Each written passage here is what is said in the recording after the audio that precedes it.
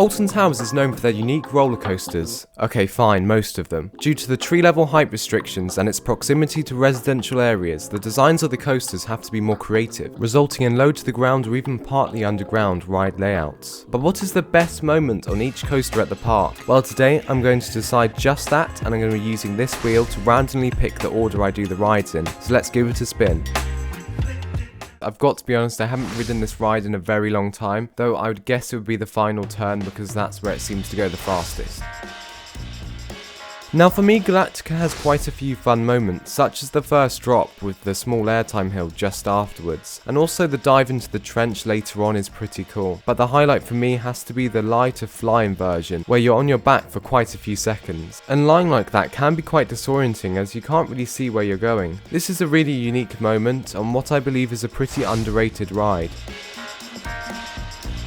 Right, so with Oblivion, the standout moment is of course the bank turn. Are you sure about that? The first drop is arguably a stronger highlight than all of the other coasters on this list due to the daunting view from the top, the excellent airtime as you plummet down, and the G-forces as you flatten out in a surprisingly deep tunnel. Even though this is the only selling point of the ride, it does it really well.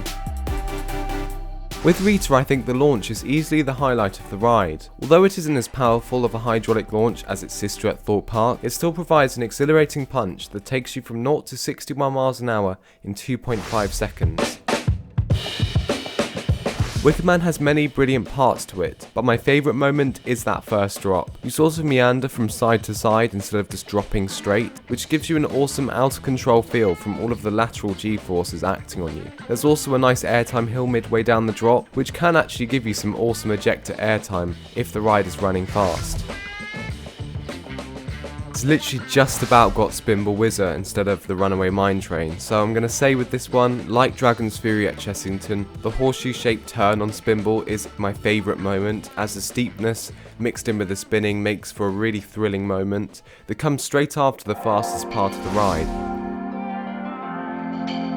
It's funny because even though inversions are the main focus of the Smiler, that second airtime hill is definitely the best part of the layout for many people, including me. I think it's the fact you've been going through loads of different inversions and then you suddenly get caught off guard as you're yanked into your restraint for some really good airtime as you dive into the bottom section of the ride. And if you're enjoying this video, be sure to subscribe, but let's spin the wheel to see what we get next. The best moment of the Runaway Mine Train, in my opinion, is the banked drop into the tunnel. This part of the ride is where you hit its top speed of 22.4 miles an hour, and it always feels surprisingly fast in comparison to the rest of the ride as you speed alongside the rapids.